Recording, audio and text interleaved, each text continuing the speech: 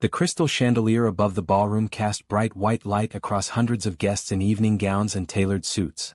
Champagne glasses clinked. Laughter echoed off marble walls. But at table 12, near the stage, a 7-year-old girl sat completely still. Her emerald green dress looked expensive, her dark curls were perfectly styled, but her brown eyes stared blankly at the white tablecloth. Harper Hartwell hadn't smiled once all evening. Her father, Jordan Hartwell, stood 20 feet away, shaking hands with investors. His navy suit was pressed sharp. His smile was confident. He gestured broadly as he spoke about quarterly profits and upcoming product launches. Every few minutes, he glanced back at his daughter, but never long enough to notice the way her small hands moved anxiously in her lap. No one else noticed either. The adults at her table talked over her head, literally and figuratively. When the waiter asked if she wanted more water, she didn't respond. When an older woman leaned over and said, "What a pretty dress," Harper just stared. Across the ballroom, Imani Lucas adjusted the floral centerpiece on table 18. She was 28, with warm brown skin and natural curls pulled into a neat bun. Her red blouse and black slacks were simple but professional. As the event planner for the gala, she'd been moving through the crowd for hours, making sure everything ran smoothly. But something made her pause. She watched the little girl at table 12. The child's hands were moving now, fingers forming shapes in the air. Small, hesitant movements that no one around her acknowledged. Imani's chest tightened. She knew those movements. Sign language. Setting down her clipboard, Imani crossed the ballroom. Her heels clicked against the polished floor. When she reached table 12, she knelt down beside Harper's chair, bringing herself to the child's eye level. Harper looked up, startled. Imani smiled gently and raised her hands. Her fingers moved with practiced fluidity. "Hi. My name is Imani. What's yours?" Harper's eyes went wide. Her mouth opened slightly. Then, slowly, her hands lifted. "Harper. That's a beautiful name," Imani signed back. "Are you having a good time tonight?" Harper shook her head quickly. "No. Nobody talks to me." "I'm talking to you now," Imani signed. "And I'm very happy to meet you." For the first time all evening, Harper smiled. It was small at first, then wider. She signed rapidly, her hands moving faster as excitement took over. "You know sign language? Really? Like real sign language?" "Yes, really," Imani signed, laughing. "I learned from my little brother. He's deaf just like you." Harper's whole face lit up. She bounced in her seat and signed, "I never meet anyone who signs. Never. Just my teacher at school and sometimes the interpreter. But she's not here tonight." "Well, I'm here," Imani signed. "Do you want to tell me about yourself?" Harper nodded eagerly and began signing about her favorite things. She liked drawing, especially animals. She had a dog named Biscuit. She didn't like broccoli but loved macaroni and cheese. As she signed, her whole body relaxed. The tension in her small shoulders melted away. Imani listened, signing responses and asking questions. Around them, the gala continued.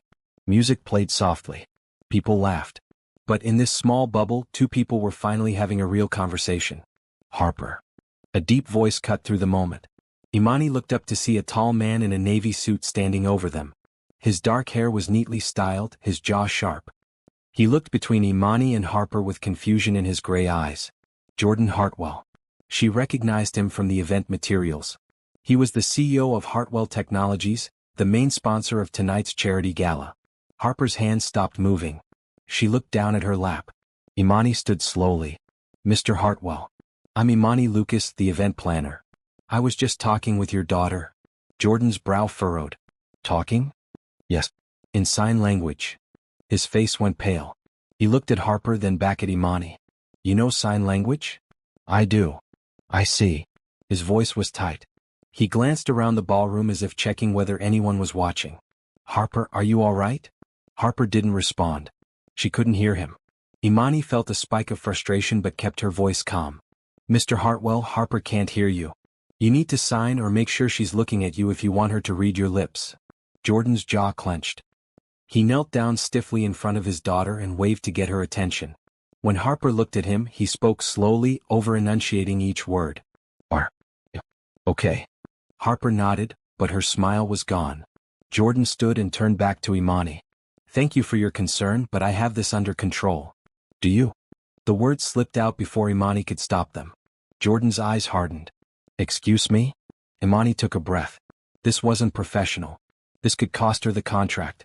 But when she looked at Harper's small, sad face, she couldn't stay quiet.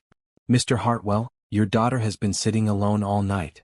Nobody at this table has tried to communicate with her.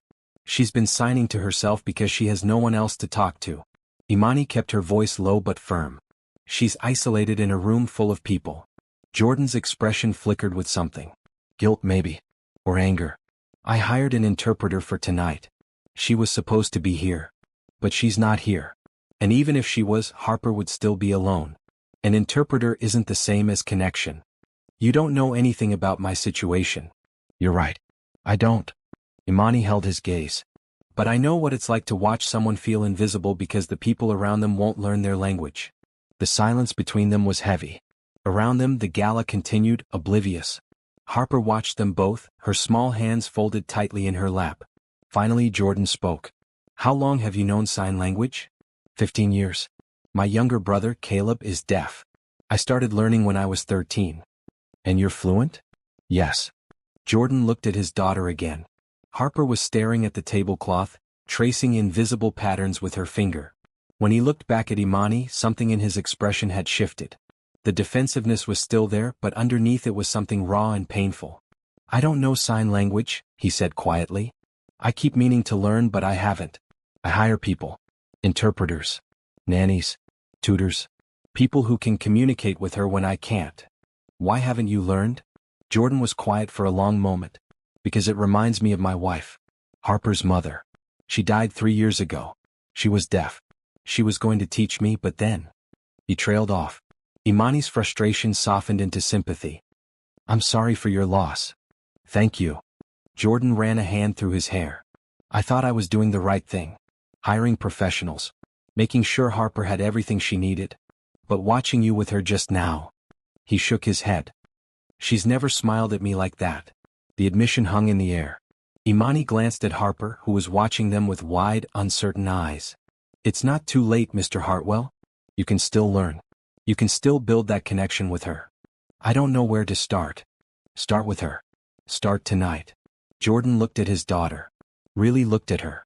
Then he turned back to Imani. "Would you help me?" "Help you how?" "Teach me. Teach me how to talk to my daughter." Imani hesitated. This wasn't part of her job. She was an event planner, not a teacher or a therapist. But when she looked at Harper's hopeful face, she couldn't say no. "All right," she said.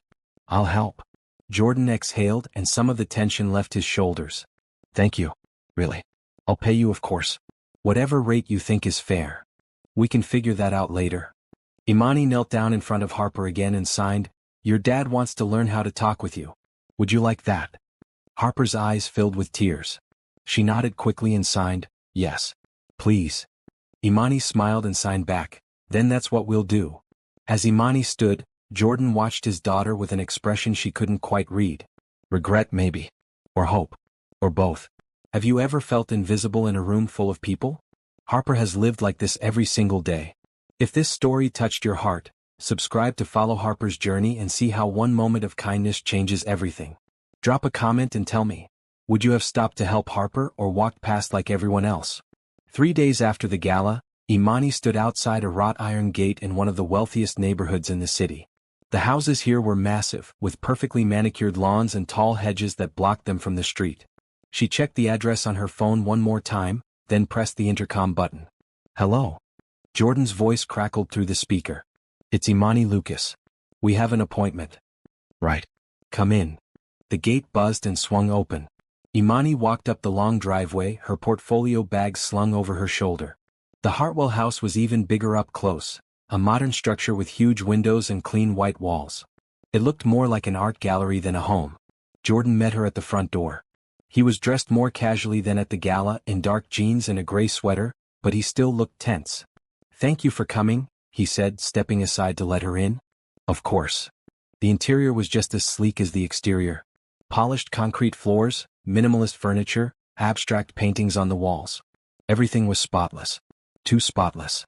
It didn't look like a place where a 7-year-old lived. "Where's Harper?" Imani asked. "In the living room. She's been asking about you since the gala." They walked through the house to a large open room with floor-to-ceiling windows overlooking a garden. Harper sat on a white couch, coloring in a book. When she saw Imani, she jumped up and ran over, her face bright with excitement. "Hi, Harper," Imani signed. "Hi," Harper signed back, bouncing on her toes. "You came. You really came. I told you I would." Harper grabbed Imani's hand and pulled her toward the couch. "Come see my drawings." Imani sat down and looked through Harper's coloring book. The pages were filled with animals, flowers, and rainbows, all carefully colored inside the lines. Harper sat beside her, chattering away in sign language about each picture. Jordan stood a few feet away watching. His hands were in his pockets and his expression was unreadable. After a few minutes, Imani signed to Harper, "Your dad and I need to talk for a little bit. Is that okay?" Harper nodded and went back to coloring. Imani stood and walked over to Jordan. "Can we talk somewhere private?" "Sure. My office is down the hall." His office was smaller but just as sleek. A large desk, a leather chair, shelves lined with books and awards. Jordan gestured for her to sit in one of the chairs facing the desk, then sat down across from her. "So," he said, "where do we start?" Imani set her bag down and folded her hands in her lap. "We start with honesty. I need to understand your situation before I can help." Jordan nodded. "What do you want to know? Tell me about Harper. When did you find out she was deaf?" "When she was 2. She wasn't responding to sounds, wasn't talking. We took her to a specialist and they confirmed it. Profound hearing loss in both ears." "And your wife?" Jordan's jaw tightened. "My wife, Lauren, was deaf from birth. We met in college. She was majoring in graphic design and I was in business. We got married 5 years later." He paused. "She was amazing. Smart, funny, strong. She taught me a little bit of sign language, enough to get by, but I never became fluent. I told myself I would learn more after we graduated, but I got busy with work. Then Harper was born and I got even busier." "What happened to Lauren?" "A car accident. 3 years ago. She was driving home from a deaf community event, and a drunk driver ran a red light." His voice was flat, emotionless. "She died at the scene." Imani's chest ached. "I'm so sorry." "Thank you." Jordan stared at his desk. "After she died, I fell apart. I had a 2-year-old daughter, a company to run, and no idea how to do either. I hired a nanny who knew sign language. Then another one. Then a tutor. I threw money at the problem because I didn't know what else to do." "And the sign language?" "I kept telling myself I'd learn. I bought books. Downloaded apps. But every time I tried, I thought about Lauren. How she used to sign with Harper, how they had this whole world together that I wasn't part of. It hurt too much. So I stopped trying." Imani leaned forward. "Mr. Hartwell, I understand that grief is complicated. But Harper needs you. She needs her father, not just the people you hire." "I know." His voice was thick. "I saw that at the gala. Watching you with her, seeing how happy she was, I realized how much I've been failing her." "You're not failing her. But you're not showing up for her either. And there's a difference." Jordan looked up at her. "What do I do?" "You learn her language. You spend time with her.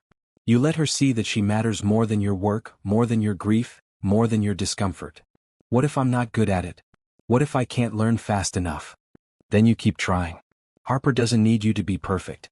She just needs you to try." Jordan was quiet for a long moment. Then he said, "Will you help me? Not just with the language but with all of it. I want to hire you to spend time with Harper, to help me learn how to be the father she deserves." Imani hesitated. "Mr. Hartwell, I'm an event planner, not a nanny or a teacher." "I know. But Harper connected with you in a way she hasn't with anyone else. Please, I'll pay you whatever you want. Just help me fix this." Imani thought about Harper's bright smile at the gala. The way her eyes had lit up when someone finally spoke her language. She thought about her brother, Caleb, and how much it had meant to him when their family learned ASL. "All right," she said. "I'll do it. 3 days a week, 2 hours each day. I'll spend time with Harper and teach you basic signs. But you have to commit, Mr. Hartwell. You have to show up and do the work." "I will. I promise. And one more thing. Call me Imani. Not Ms. Lucas." Jordan nodded. "All right. And you can call me Jordan." They shook hands. When they returned to the living room, Harper looked up from her coloring book. She saw them and signed, "Is everything okay?" Imani signed back, "Everything is perfect. I'm going to start visiting you 3 days a week. We're going to have so much fun together." Harper's face split into a huge grin. She jumped up and ran to her father, tugging on his sleeve. When he looked down at her, she signed something quickly. Jordan looked at Imani, helpless. "What did she say?" She asked if you're happy. Jordan knelt down in front of Harper. He looked at her for a long moment, then nodded. He didn't sign, but he smiled. A real, genuine smile. Harper threw her arms around his neck. As Imani watched them, she felt something warm settle in her chest. This was going to be hard. There would be setbacks and frustrations. But looking at Harper's happy face, she knew it would be worth it. 2 weeks later, Imani sat at the Hartwell kitchen table with Harper, helping her with homework. The house was slowly starting to feel less like a museum and more like a home. Harper's drawings were now taped to the refrigerator. A basket of toys sat in the corner of the living room. Small changes but important ones. Harper was working on a math worksheet, her tongue poking out in concentration.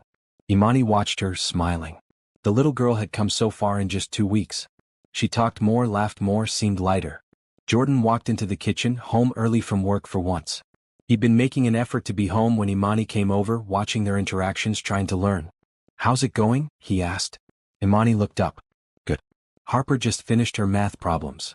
Jordan walked over and looked at the worksheet. He gave Harper a thumbs up. Harper beamed and signed something to him. He looked at Imani, confused. "She asked if you're proud of her," Imani translated. Jordan's expression softened. He knelt down next to Harper and nodded. Then, slowly and carefully, he raised his hands and signed, "Yes, I'm proud." His signing was clumsy, the movements uncertain, but Harper's eyes went wide. She signed back quickly, too fast for Jordan to follow, but the happiness on her face was clear. "What did she say?" Jordan asked Imani. "She said thank you and she's proud of you too." Jordan's eyes glistened. He pulled Harper into a hug and she wrapped her small arms around his neck. Imani felt her own eyes prickle with tears. This was why she'd agreed to help. After Harper went back to her homework, Jordan sat down at the table with Imani. "I've been practicing," he said. "Every night after Harper goes to bed, I watch ASL videos online. I'm learning the alphabet, basic phrases. It's harder than I thought it would be." "It takes time," Imani said. "But you're doing great. Harper notices every time you sign to her. It means everything to her. I wish I'd started sooner." "You're starting now. That's what matters." Jordan nodded. He was quiet for a moment, then said, "Can I ask you something?" "Sure." "Why did you agree to help us? You barely know us. You didn't have to take this on." Imani considered the question. "When I was 13, my brother Caleb was diagnosed as deaf. My parents didn't know what to do.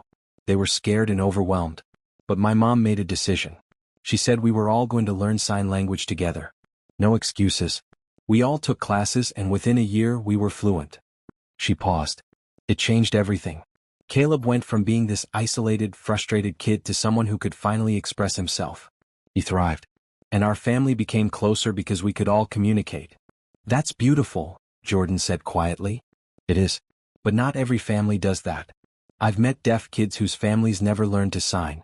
They rely on interpreters and notes and lip reading, and the kids grow up feeling like outsiders in their own homes."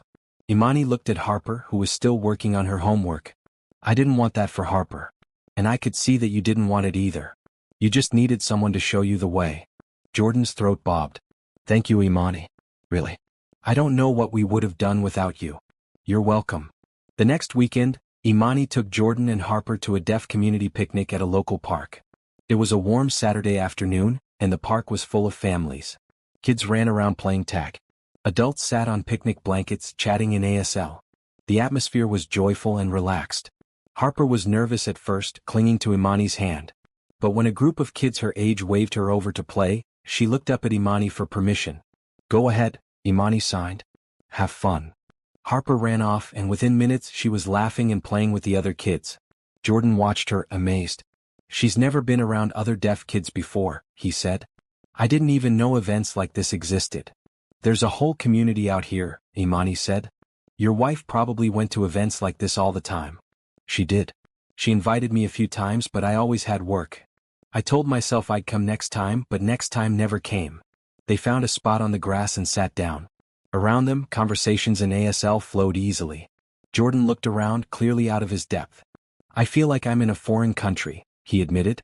"You kind of are," Imani said. "But that's okay. Just watch. You'll pick things up."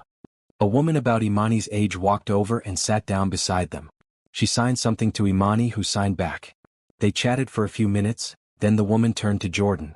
"This is my friend Angela," Imani said, interpreting as Angela signed. She wants to know if you're Harper's dad. Jordan nodded. Yes, I am. Angela signed something else and Imani translated. She says Harper is beautiful and she's glad to see her here.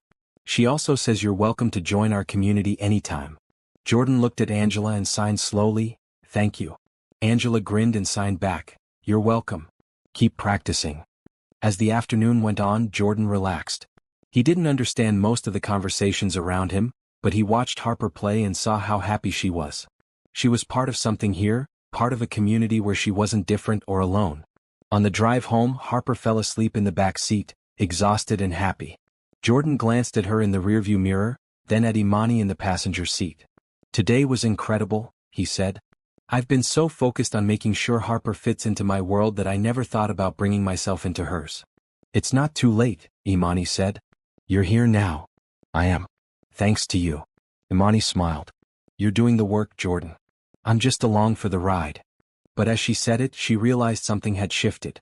This wasn't just a job anymore. Somewhere along the way, she'd started to care about this family, about Jordan's growth and Harper's happiness. And that scared her a little. Jordan enrolled in an ASL class at the local community center.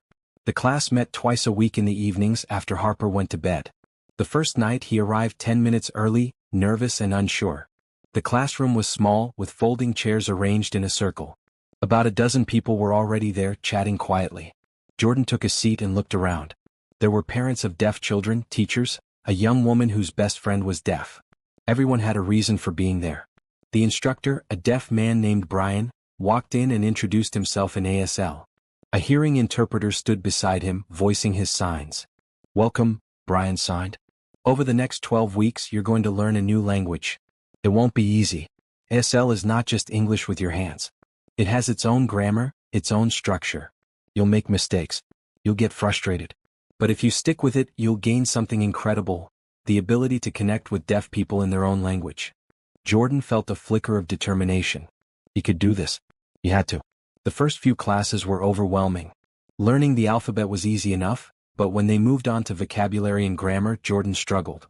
SL didn't follow the same rules as English. The sentence structure was different. Facial expressions mattered as much as hand movements. But he kept going.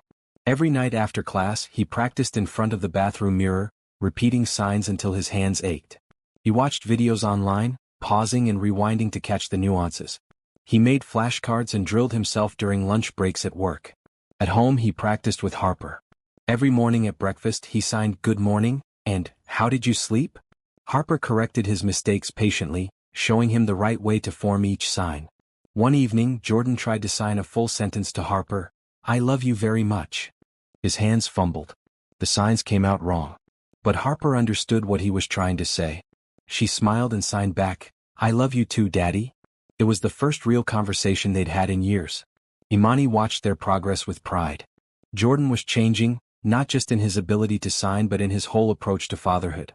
He was more present, more engaged. He asked Harper about her day, attended her school events, read to her at bedtime using picture books and signs. One afternoon, Imani arrived at the house to find Jordan and Harper sitting on the living room floor, building a tower out of blocks. Harper was giving him instructions in ASL, and he was following along, signing questions and comments. When Harper ran off to get more blocks, Jordan looked up at Imani. "Did you see that? We just had an entire conversation without you translating." "I saw," Imani said, smiling. "You're doing amazing, Jordan. I couldn't have done it without you." There was something in his voice, something warm and genuine, that made Imani's heart skip. She brushed the feeling aside. This was about Harper, not about her or Jordan.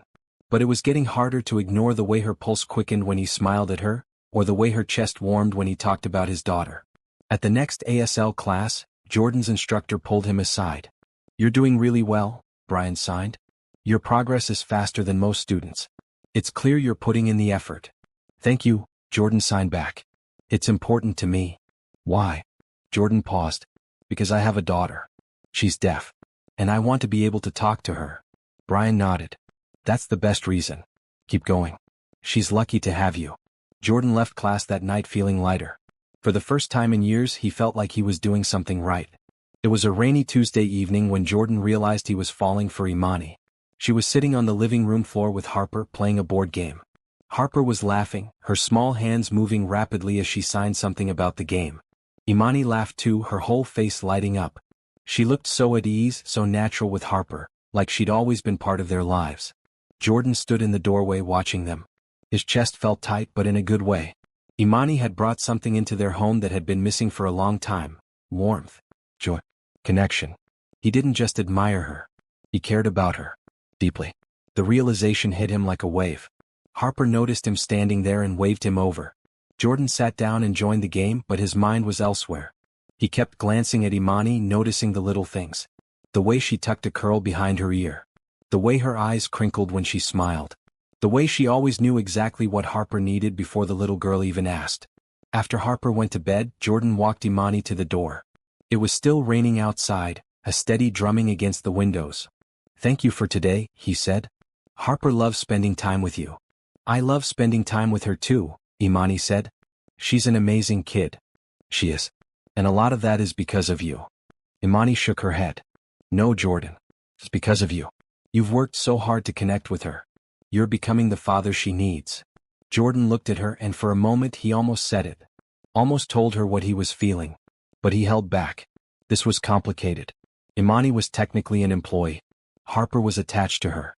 If he said something and she didn't feel the same way, it could ruin everything.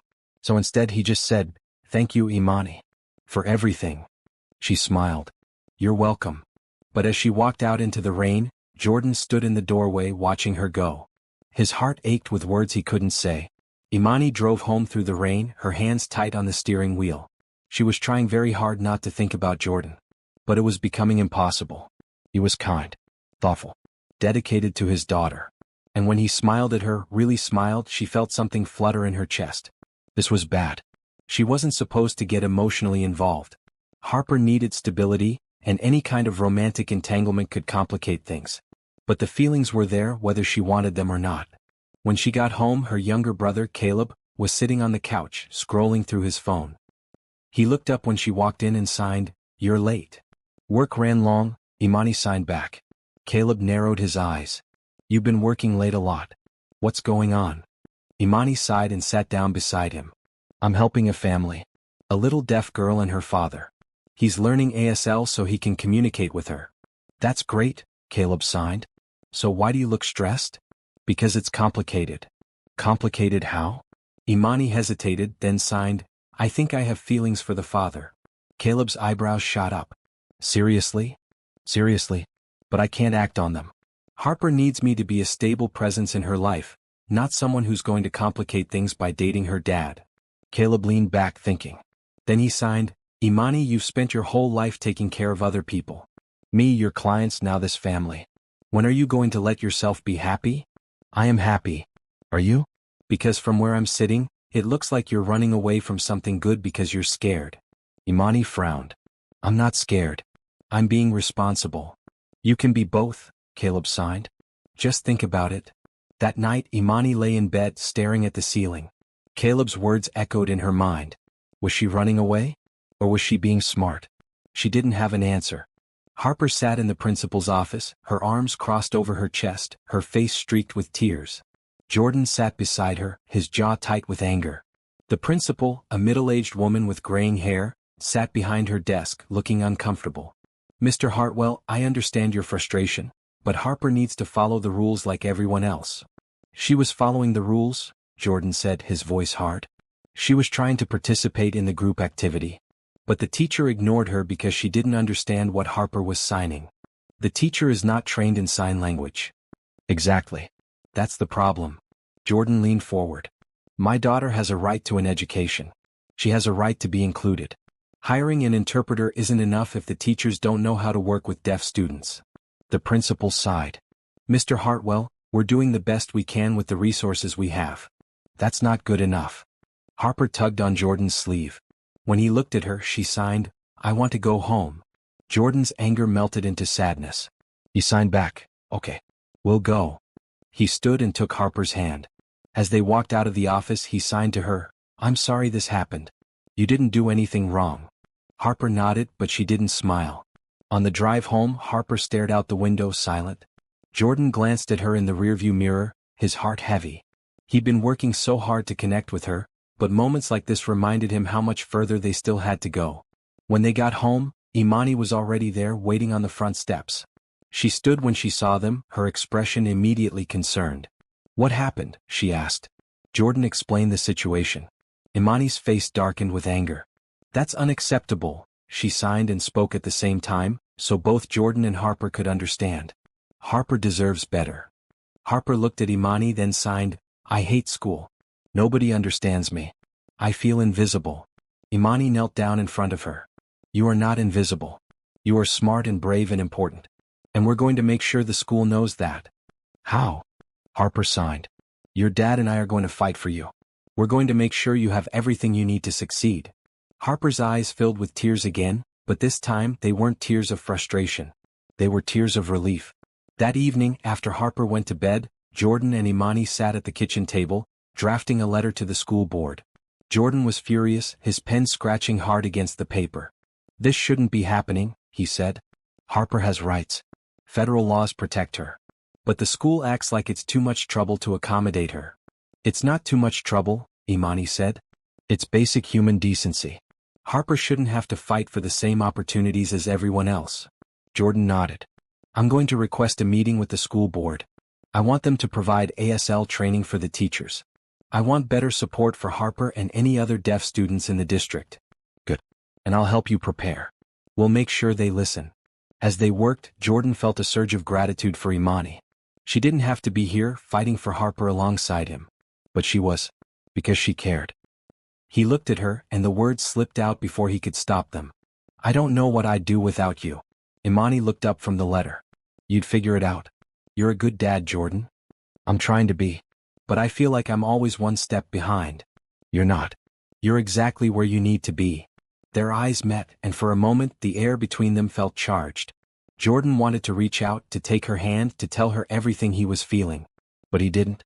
Not yet. If you've ever felt unheard or unseen, you know exactly how Harper feels right now. But something incredible is about to happen. Don't miss the next chapter. Subscribe now and let me know in the comments. Have you ever had to fight for someone you love? The school board meeting was packed. Parents, teachers, and administrators filled the rows of chairs. Jordan sat in the front row, his hands folded tightly in his lap. Imani sat beside him, calm and steady. When it was Jordan's turn to speak, he stood and walked to the microphone. He'd spent days preparing for this moment, rehearsing what he would say. But now, standing in front of all these people, he felt nervous. He took a breath and began. "My name is Jordan Hartwell, and I'm here to talk about my daughter, Harper. She's 7 years old and she's deaf. For the past several months, she's been attending school in this district, and she's been struggling. Not because she's not smart. Not because she's not capable. But because the system is failing her." He went on to describe what had happened in the classroom, the lack of accommodations, the teacher's inability to communicate with Harper. He spoke about the federal laws that required schools to provide equal access to education for deaf students. "But this isn't just about laws," Jordan said. "It's about treating my daughter like she matters. Like she deserves the same opportunities as every other child in this district. I'm asking you to provide ASL training for teachers. To hire more qualified interpreters. To make this school a place where deaf students feel welcome and supported." When he finished, the room was silent. Then someone started clapping. It was a woman in the back row, a mother of another deaf student. Others joined in, and soon the whole room was applauding. The school board members exchanged glances. The superintendent leaned forward and spoke into her microphone. "Mr. Hartwell, thank you for bringing this to our attention. We'll review your recommendations and work to implement changes." It wasn't a guarantee, but it was a start. After the meeting, several parents approached Jordan to thank him. One woman, whose son was also deaf, hugged him and said, "You did what a lot of us have been too scared to do. Thank you." Jordan felt a weight lift off his shoulders. He'd stood up for Harper. He'd used his voice to fight for her. And he'd done it in ASL. During his speech, he'd signed every word, knowing Harper would be watching a video of the meeting later. He wanted her to see that he was fighting for her in her language. That night, Jordan showed Harper the video. She watched, her eyes wide. When it was over, she climbed into his lap and signed, "You did that for me?" "I did," Jordan signed back. "Because you deserve it." Harper hugged him tightly, and Jordan felt tears prick his eyes. This was what it felt like to be a real father. Not just someone who provided money and resources, but someone who showed up and fought for the people he loved. A week later, Jordan invited Imani to dinner to celebrate the progress they'd made with the school. He cooked pasta, one of Harper's favorite meals, and set the table with care. When Imani arrived, she looked surprised. "What's all this?" Thank you," Jordan said. "For everything you've done for us." They ate together, the three of them, laughing and talking in ASL. Harper told them about her day, and Jordan signed responses that made her giggle. Imani watched, her heart full. After dinner, Harper went to play in her room, leaving Jordan and Imani alone in the kitchen. "You've come so far," Imani said. "I'm so proud of you. I couldn't have done it without you." "You could have. You just needed someone to believe in you." Jordan set down his dish and turned to face her. "Imani, I need to tell you something." Her heart skipped. "Okay. These past few months you've changed my life. You've changed Harper's life. And somewhere along the way I started to care about you. Not just as someone who's helping us, but as someone I want in my life. I have feelings for you, Imani. Real feelings." Imani's breath caught. She'd been hoping he wouldn't say it because saying it made it real. Made it something she'd have to deal with. "Jordan," she said softly, "I have feelings for you too." His face lit up. "You do?" "I do. But I'm scared. Harper needs stability. If something goes wrong between us, it could hurt her." "It won't go wrong," Jordan said. "Because I'm not going anywhere. And neither are you if you don't want to." Imani looked at him, at the sincerity in his eyes. She thought about all the reasons she should say no. But she also thought about all the reasons she wanted to say yes. "Okay," she said finally. "Let's try." Jordan smiled, and it was the most genuine smile she'd ever seen. The weekend getaway to the lakeside cabin was Jordan's idea. He wanted to spend uninterrupted time with Harper and Imani, away from work and distractions. The cabin was small but cozy, with a stone fireplace and wide windows overlooking the lake. Harper was thrilled, running from room to room, signing excitedly about everything she saw. They spent the weekend cooking together, playing board games and walking along the lake. Every conversation was in ASL. Jordan was getting better, his signs more confident and fluid. Harper corrected him less often now, and when she did, it was with a smile. On the second night, they sat by the fireplace roasting marshmallows.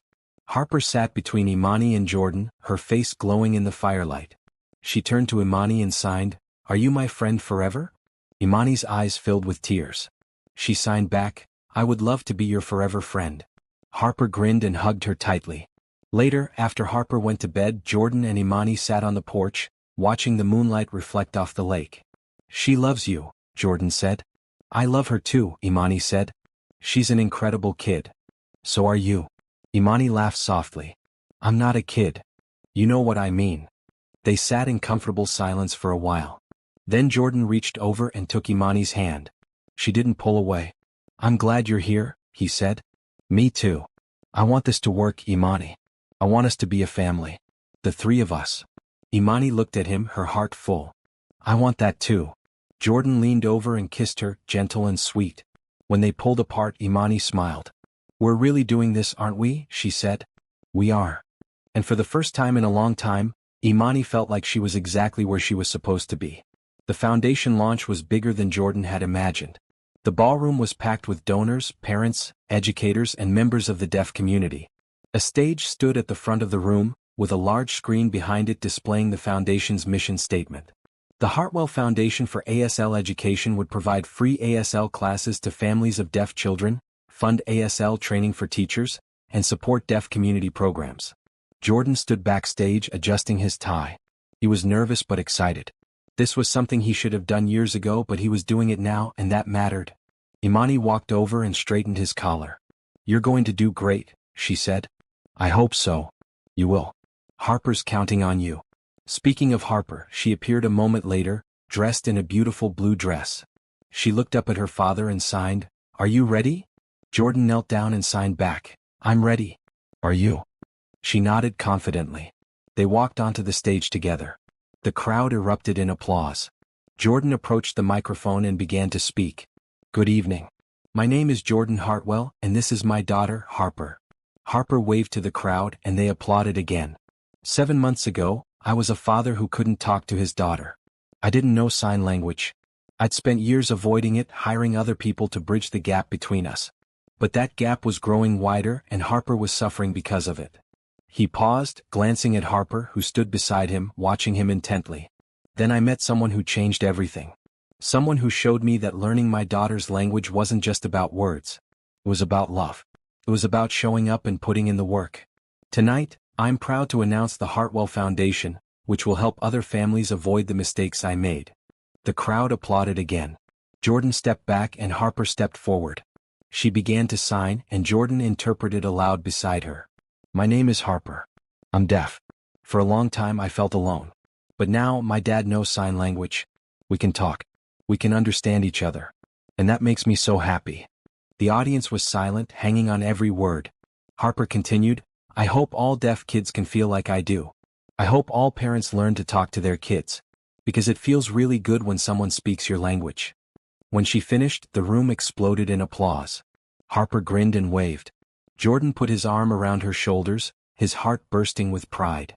Imani watched from the front row, tears streaming down her face. She'd never been more proud of anyone in her life. After the event, Harper presented Imani with a handmade bracelet. It was made of colorful beads and spelled out family in fingerspelling beads. I made this for you, Harper signed. Because you're family now. Imani put the bracelet on and pulled Harper into a hug. Thank you, sweetheart. I'll wear it every day. Jordan joined them and the three of them stood together, surrounded by the buzz of the event. But in that moment it was just the three of them. A family. 6 months later, Jordan, Imani, and Harper attended a deaf community picnic. It was a warm spring day and the park was full of laughter and conversation. Jordan and Imani sat on a picnic blanket while Harper played with a group of kids nearby. Jordan watched her, smiling. She's so happy, he said. She is, Imani agreed. You've given her an incredible life. We've given her an incredible life, Jordan corrected. I couldn't have done this without you. Imani smiled and leaned her head on his shoulder. Jordan took a deep breath. Imani, I have something to ask you. She sat up, curious. What is it? Jordan reached into his pocket and pulled out a small velvet box. Imani's eyes went wide. Imani Lucas, Jordan began, his hands shaking slightly as he signed. You came into our lives when we needed you most. You taught me how to be a father. You showed me what love really means. I don't want to spend another day without you. He opened the box, revealing a simple, beautiful ring. Will you marry me? Imani's eyes filled with tears. She signed back, yes. 1,000 times yes. Jordan slipped the ring onto her finger and she threw her arms around him. The people nearby noticed and started clapping. Harper ran over, her eyes wide. What happened? Jordan signed to her, Imani and I are getting married. Is that okay with you? Harper's face split into the biggest smile. She jumped up and down and signed, yes, yes, yes. She threw herself into their arms and the three of them hugged, laughing and crying at the same time. 3 months later, they stood in a garden filled with flowers, surrounded by friends and family. The ceremony was bilingual, with every word spoken and signed. Jordan wore a navy suit. Imani wore a white dress. Harper wore a yellow dress and served as the flower girl, grinning the entire time. When it was time for the vows, Jordan turned to Imani and signed, I promise to always speak your language. To always listen. To always show up. I love you. Imani signed back, I promise to stand by you. To support you. To love Harper as my own. I love you too. They kissed, and the crowd erupted in applause, hands waving in the air in the deaf community's version of clapping. Harper ran up and hugged them both, and the photographer captured the moment, a family whole and happy. That evening at the reception, Harper gave a speech in ASL. Jordan interpreted for her. I used to be sad a lot. I felt like nobody understood me. But then Imani came. She taught my dad how to talk to me. And now I have a family. A real family. She paused, looking at Jordan and Imani with shining eyes. I love you, Dad. I love you, Imani. Thank you for loving me back. There wasn't a dry eye in the room. Later that night, after the guests had gone home, the three of them sat in the backyard under the stars. Harper was nestled between Jordan and Imani, her head resting on Imani's shoulder. Are you happy, Harper? Jordan signed. Harper nodded and signed back, I'm the happiest I've ever been. Imani kissed the top of her head. Us too, sweetheart. Us too. As they sat there, surrounded by love and light, Jordan realized something. Happiness wasn't about perfection. It wasn't about getting everything right the first time. It was about showing up. About trying. About learning someone's language and speaking it even when it was hard. It was about love. and they had plenty of that.